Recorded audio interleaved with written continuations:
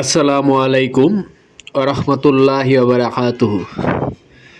আজকে এসেছি চট্টগ্রামের একটি ঐতিহাসিক এবং পবিত্র স্থান হযরত সুলতান বাইজিদ বুস্তামি রহমতুল্লাহি আলাইহি এর দরগার শরীফ। এটা শুধু একটা দর্শনীয় জায়গা না, এটা আমাদের ইতিহাস, আমাদের বিশ্বাস আর হাজার হাজার মানুষের হৃদয়ের সাথে জড়িয়ে থাকা একটা স্থান। আজকে এই ভিডিওতে আমি আপনাদের দেখাবো মাজারের পরিবেশ, ইতিহাস, এখানে আসলে মানুষের অনুভূতি আর আমার নিজের অভিজ্ঞতা।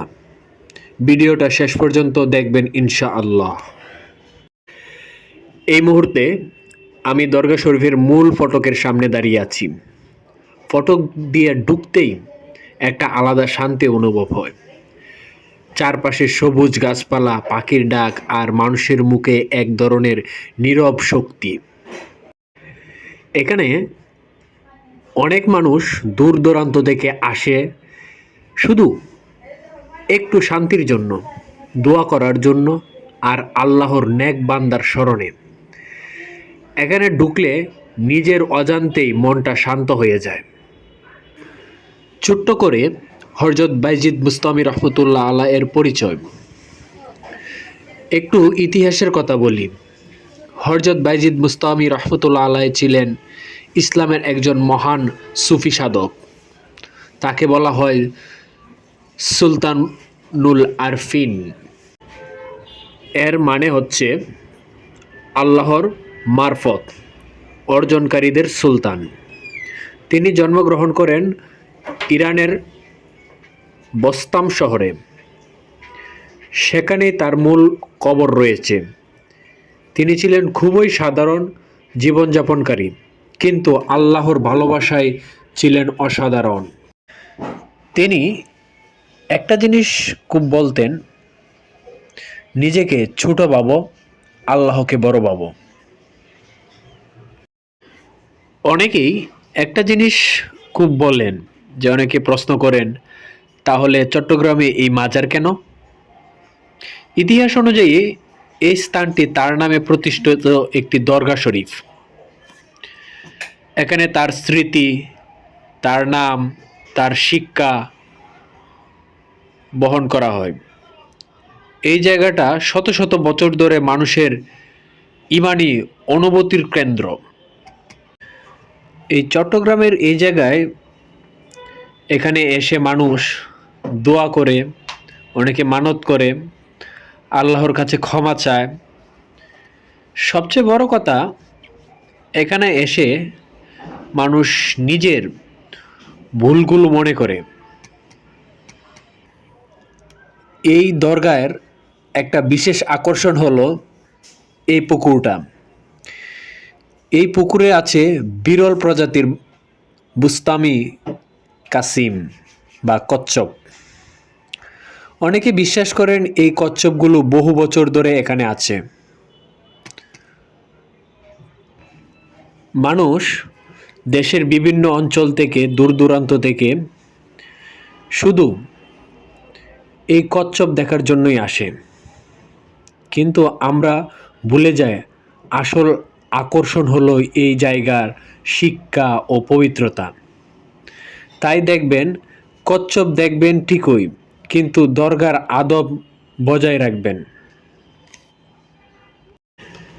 এখন আমরা মাজারের গেট দিয়া মাজারের উপরে উঠতেছি। মাজারটা সাধারণত বলতে আপনার পাহাড়ের উপরে ওনার যে দরগা শরীফ। তো আমরা সিঁড়ি দিয়ে উপরে উঠলাম। ওনার দরগা শরীফের সামনে আমরা থামলাম। তো এখানে উঠতে অনেকের অনেকটা কষ্ট, ভোগান্তির মধ্যে পড়তে হয়। মোটামুটি অনেকটা উঁচু জায়গা, তাই অনেকের কষ্ট হয়, বিশেষ করে যারা বাচ্চা নিয়ে ওঠানামা করে তাদের জন্য আরও বেশি কষ্টসাধ্যকর। এটা হচ্ছে দরগা শরীফের পিছনের অংশ, একবারে নিরিবিলি, শুনশান। আর এখানে মহিলারা জিয়ারত করার জন্য একটা কক্ষ। আমরা এখন মাজারের সামনের দিকে যাব। ওনার দরগা শরীফের সামনে থেকে আবার কতটুকু দূরে 12 আউলিয়ার কিছু কবর আছে। এখানে অনেকে মোমবাতি জ্বালিয়ে বিভিন্ন প্রার্থনা কিংবা চট্টগ্রামের এই জিনিসটাই সবচেয়ে খারাপ লাগে যে আপনার মাজারগুলাতে ওরা অনৈতিক কিছু কাজ কারবার করে। তো আমার কাছে এটা মনে হলো যে মোমবাতি জ্বালানো, গাছে সুতা বাঁধা, এগুলা মনে হয় অযথায়, এগুলা করাটা আসলে ঠিক না। তো বাকিটা আপনারা হয়তো বা ভালো জানেন। তো এখানে একটা গাছ আছে, এখানে মানে সুতা বাঁধতে বাঁধতে আপনার গাছের অবস্থা এমন করছে তা বলা বাহুল্য। 12 আউলিয়া কিছু কবর আছে ভিতরে, আমরা ভিতরে যাচ্ছিলাম ওই সময়। যাওয়ার সময় একটা জিনিস খেয়াল করলাম যে চারপাশে তাকালে মানে মনে হয় যে একবারে চুপচাপ সবাই বসে আছে, কেউ চোখ বন্ধ করে কেউ দোয়া করছে, কেউ পরিবারে নিয়ে এসেছে। এখানে কেউ উচ্চ স্বরে কথা বলে না, কারণ পরিবেশটাই মানুষকে শান্ত করতে শেখায়। এই জায়গায় একটা জিনিস আমাদেরকে মনে করিয়ে দেয়, আমরা যতই ব্যস্ত হই না কেন একটু থামা দরকার, একটু আল্লাহকে স্মরণ করা দরকার। কিন্তু বর্তমানে আমরা এখন মাজারে দোয়া করার জন্য যাই না, কিংবা মাজারে শায়িত ব্যক্তির জন্য আমরা দোয়া মাগফিরাত করতে যাই না, কিন্তু যাই হচ্ছে যে যেটা বলে যে পূজার মতো হয়ে যায় আর কি। এখন এখানে গিয়ে মোমবাতি কিংবা অন্য অন্য জিনিস এমনভাবে করা হয় যে মনে হয় যে আমি একটা মন্দিরে আসছি। যাই হোক, ওইগুলা সব মাথা থেকে জেরে আমরা আমাদের আল্লাহর দিকে ধাবিত হব। আজকে এখানে এসে আমার মনটা খুব শান্ত লাগছে।